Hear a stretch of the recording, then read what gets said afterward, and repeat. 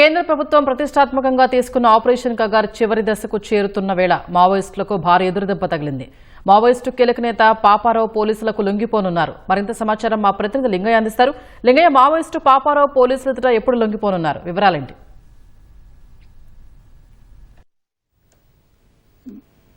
భద్రతా బలగాలకు ముఖ్యంగా ఛత్తీస్గఢ్ ప్రభుత్వానికి కొరకరాని కొయ్యగా ఉన్న దాదాపు 4 దశాబ్దాలుగా దండకారణ్యంలో భద్రతా బలగాలకు అటు కేంద్ర ప్రభుత్వానికి ఒక విధంగా చెప్పాలంటే కొరకరాని కొయ్యగా మోస్ట్ వాంటెడ్ మావోయిస్ట్ గా ఉన్న పాపారావు మరి కాసేపట్లో అంటే ఇవాళనే ఛత్తీస్గఢ్ పోలీసులు ఏదైతే లొంగిపోనున్నాడు. ఇది ఛత్తీస్గఢ్ పోలీసులు అతిపెద్ద భారీ విజయంగా చెప్పవచ్చు. ఎందుకంటే దాదాపు 4 దశాబ్దాలుగా అంటే 40 ఏళ్ల నుంచి మావోయిస్టు ఉద్యమంలో ఉన్న పాపారావు అలియాస్ మంగుగా అదేవిధంగా అలియాస్ ఇంద్రన్నగా పేరుగాంచాడు. దాదాపు 50 కేసులు ఇప్పటి వరకు ఛత్తీస్గఢ్ రాష్ట్రంలో ఇతనిపై నమోదై ఉన్నాయి.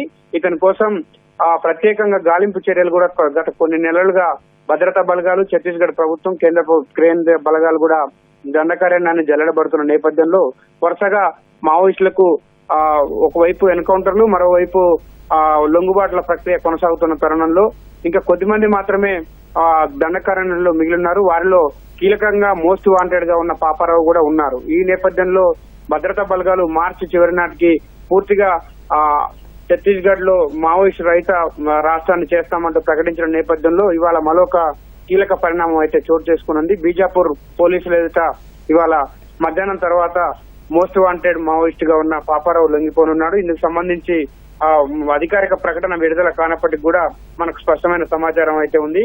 పాపారావు పశ్చిమ బస్తర్ డివిజన్ కమాండర్ గా, అదేవిధంగా దండకారణ్యం స్పెషల్ జోనల్ కమిటీ సభ్యుడిగా కూడా ప్రస్తుతం పనిచేస్తున్నాడు. ఇతను సున్నం చంద్రయ్య అలియాస్ మంగు పేరుట అనేక మావోయిస్ట్ ఉద్యమాల్లో దాదాపు 40 ఏళ్లుగా పనిచేస్తున్నాడు. నేషనల్ పార్క్ దగ్గర ఇప్పటి వరకు అతను స్థావరాలుగా ఏర్పాటు చేసుకుని అనేక దాడులకు భద్రతా బలగాలపై పాల్పడ్డ సందర్భం ఉంది. ఇప్పుడు దాదాపు 17 మంది తన సహచర మావోయిస్టులతో కలిసి ఇవాళ లొంగిపోనున్నట్టు మనకు స్పష్టంగా సమాచారం అందుతుంది. ఇందుకు సంబంధించి ముఖ్యమంత్రి అదేవిధంగా ఛత్తీస్గఢ్ ముఖ్యమంత్రి ఒక స్పష్టమైన సంకేతాలు కూడా ఇచ్చినట్టుగా మనకు సమాచారం స్పష్టంగా అందుతుంది. దీనికి సంబంధించి అధికారికంగా ప్రకటన విడుదల కానప్పటికీ కూడా పాపారావుతో పాటు దాదాపు 17 మంది మావోయిస్టులు ఇప్పుడు ఇవాళ బీజాపూర్ పోలీసులు ఎదుట లొంగిపోయే అవకాశాలు మనకు స్పష్టంగా కనిపిస్తుంది. దాదాపు 40 కేసులకు పైగా పాపారావు పైన ఉన్నాయి. మావోయిస్టు ఉద్యమంలో చాలా కీలకంగా అత్యంత ప్రభావశీల మావోయిస్ట్ గా ఉన్నాడు. దండకారణ్యం స్పెషల్ జోన్ కమిటీలో కీలక సభ్యుడిగా ఇతను ఉన్నాడు. అతనిపై హత్య, అదేవిధంగా దాడి, ఇతర తీవ్రమైన నేరాలకు సంబంధించి 40కి పైగా కేసులు ఇప్పటికే నమోదైనాయి. దక్షిణ బస్తర్ మరియు ఇంద్రావతి ప్రాంతాల్లో అనేక మావోయిస్టు ఉద్యమాల్లో కార్యకలాపాల్లో దండకారణ్యంలో ఎక్కడ ఏ మూలన కూడా ఎటువంటి ప్రదేశాలు ఉంటాయి, తమకు అనుకూలమైన స్థావరాలు ఏంటి అన్నది కూడా పాపారావుకు స్పష్టంగా తెలిసిన సందర్భాలు అనేకం ఉన్నాయి. అక్కడ మావోయిస్టు కమిటీలను ఎవరైతే కీలకంగా ఉంటారో ఆ కమిటీలను స్వయంగా బస్తర్ ఏరియా ప్రాంతంలో పాపారావు నడిపించిన సందర్భాలు కూడా అనేకంగా ఉన్నాయి. భద్రతా బలగాలు ఒకవైపు ఆపరేషన్ కగార్ పేరిట ఛత్తీస్గఢ్ అడవులను జల్లెడపడుతున్నాయి, దండకారణ్యాన్ని కూడా జల్లెడపడుతున్న నేపథ్యంలో ప్రస్తుతం పాపారావు లొంగిపోవడం మాత్రం కేంద్ర బలగాలకు అదేవిధంగా ఛత్తీస్గఢ్ ప్రభుత్వానికి అత్యంత ఇది పెద్ద విజయంగా చెప్పుకుంటున్నారు. ఇదే సమయంలో మావోయిస్టు ఉద్యమానికి కావచ్చు, మావోయిస్టులు వరుసగా లొంగుబాట్లు అదేవిధంగా ఎన్కౌంటర్లు జరుగుతున్న నేపథ్యంలో మావోయిస్టులకు అతిపెద్ద పోలీసులకు మాత్రం పెద్ద విజయంగా మనం స్పష్టంగా చెప్పవచ్చు. ఇందుకు సంబంధించి అధికారిక ప్రకటన విడుదల కాకపోయినప్పటికీ కూడా ఇవాళ కీలక మావోయిస్ట్ అయిన పాపారావు బీజాపూర్ పోలీసులు అయితే లొంగిపోయే అవకాశాలు స్పష్టంగా కనిపిస్తున్నాయి. లింగయ్య, పాపారావు తలపై ఎంత రివార్డు ఉంది?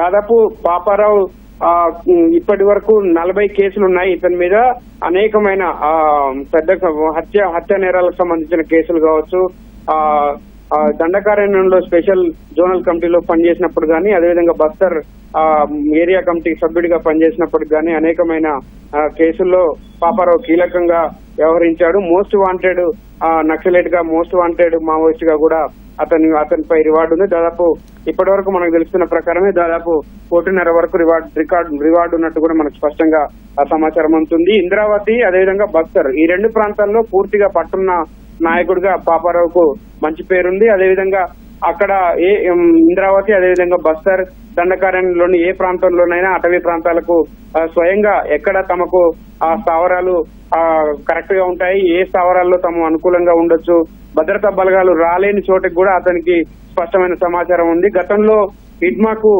ధీటుగా ఒకవైపు మావోయిస్టు ఉద్యమాన్ని నడిపినట్టుగా పాపారావు కూడా మావోయిస్టుల్లో కీలకంగా పేరుంది. అందుకే ఇడ్మా తర్వాత మోస్ట్ మావోయిస్టు నేతల్లో రెండో పేరుగా పాపారావు ఉంది. ఇప్పుడు పాపారావు కూడా లొంగిపోతుండడం మాత్రం మావోయిస్టు ఉద్యమానికి తీరని లోటుగా మనం స్పష్టంగా చెప్పవచ్చు. లింగయ్య, మోస్ట్ వాంటెడ్ మావోయిస్ట్ గా ఉన్న పాపారావు లొంగిపోవడానికి ప్రధాన కారణం ఏంటి?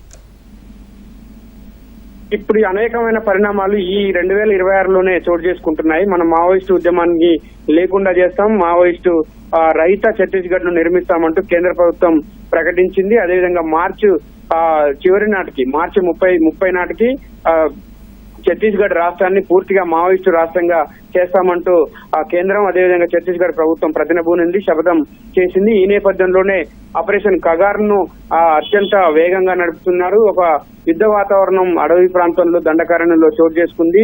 కీలకమైన నేతలు ఒక్కొక్కరు ఎన్కౌంటర్లలో మరణిస్తుండడం, అదేవిధంగా వందల సంఖ్యలో మావోయిస్టులు ముఖ్య నేతలు మావోయిస్టు ఉద్యమాన్ని దశాబ్దాల కాలం పాటు తమ కనుసన్నల్లో తమ చాకచక్యంతో నడిపిన ముఖ్య మావోయిస్టులు కూడా లొంగిపోయారు. చాలా పెద్ద ఎత్తున లొంగుబాట్లు కూడా జరుగుతున్నాయి. ఇప్పుడు దాదాపు ఈ సంవత్సరంలోనే 400 మంది మావోయిస్టులకు పైగా లొంగిపోయారు. అందులో డజన్ వరకు మోస్ట్ మావోయిస్టు నేతలు కూడా ఉన్నారు, కేంద్ర కమిటీ సభ్యులుగా ఉన్నారు. కేంద్ర కమిటీకి మొత్తం ప్రాతినిధ్యం వహించిన ముఖ్య నేతలు కూడా లొంగిపోయిన సందర్భాలు ఉన్నాయి. ఈ నేపథ్యం ఇప్పుడు దండకారణ్యంలో ఎక్కడైతే అటవీ ప్రాంతాల్లో మావోయిస్టు మధ్యానికి వెన్నుదన్నుగా ఉన్న నేతలందరూ కూడా నడిపిస్తున్న పరిస్థితుల్లో ఇప్పుడు ఇక ఉద్యమం చేయలేము, మావోయిస్టు ఉద్యమాన్ని నడపలేము అన్న భావనతోనే ముఖ్య నేతలు కూడా అందరూ లొంగిపోతున్న సందర్భంలో పాపారావు ఆ లొంగిబాటు కూడా కీలక పరిణామంగా మనం చెప్పుకోవచ్చు. ధన్యవాదాలు Lingaiah.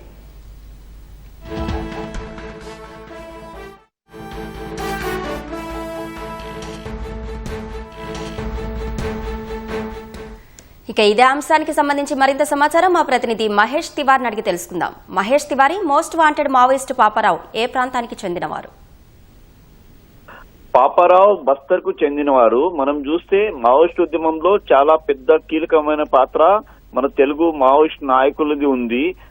Starting peoples war group నుంచి సిపిఐ మావోయిస్ట్ వరకు ఏదైతే ఈ మావోయిస్ట్ ఉద్యమం పెరిగిందో దాంట్లో ఆర్గనైజేషనల్ ఏదైతే స్ట్రక్చర్ ఉంది, దాంట్లో సెంట్రల్ కమిటీ కార్డు నుంచి స్టార్టింగ్ దళం కమాండర్ కార్డు నుంచి అన్ని దాంట్లో స్టార్టింగ్ లా మనం చూస్తే తెలుగు వాళ్ళే ఎక్కువ ఉన్నారు. కానీ ఎప్పుడైతే దండకారణ్యంలో ఈ మావోయిస్ట్ ఉద్యమం చేరింది 1982 నుంచి మనం చూస్తే ఆ ప్రాంతంలో మావోయిస్ట్ ఉద్యమానికి చేస్తానికి తెలుగు నాయకులే ఎక్కువ పనిచేశారు. కానీ ఈ పాపారావు ఫస్ట్ ట్రైబల్ ఆ ప్రాంతానికి చెందిన లోకల్ మావోయిస్ట్ లీడర్ కమాండర్ మనం అనొచ్చు. ఎందుకంటే ఎప్పుడైతే అక్కడ ఆ ప్రాంతంలో గిరిజన ప్రాంతంలో దండకారణ్యంలో మావోయిస్ట్ ఉద్యమానికి ఒక ఆర్గనైజేషన్ చాలా పెద్దగా చేస్తానికి ఏదైతే ప్రయత్నాలు జరిగాయి దాంట్లో దాంట్లో పాపారావు పేరు పెద్ద ఉంది. పాపారావు జాయిన్ చేసిన తర్వాతనే లోకల్ ట్రైబల్స్ యూత్ నుంచి చాలా మంచి స్పందన మావోయిస్ట్ ఉద్యమానికి వచ్చింది.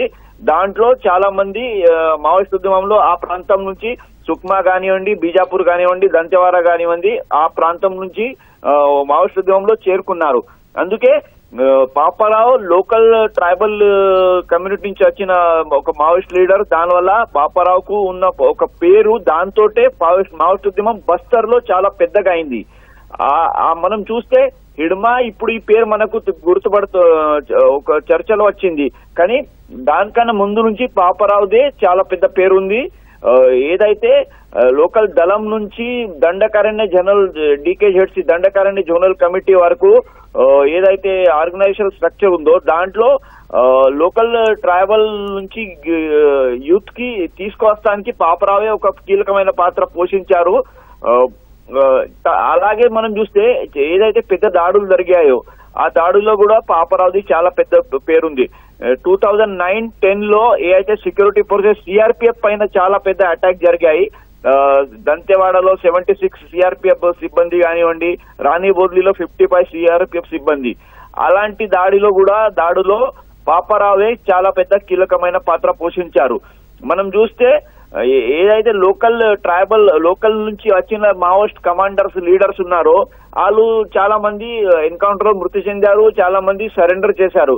ఇక మిగిలి ఉన్న వాళ్ళలో దాంట్లో చాలా పెద్ద కీలకమైన పేరు అంటే పాపారావుదే. దానివల్ల మావోయిస్ట్ ఉద్యమానికి ఒక పెద్ద దాడి, మావోయిస్ట్ ఆర్గనైజేషన్ ఏదైతే ఉందో దానికి చాలా పెద్ద ఎదురు దెబ్బ అని అనొచ్చు మనం. పాపారావు లొంగుబాటు కాదు. ధన్యవాదాలు మహేష్ తివారీ.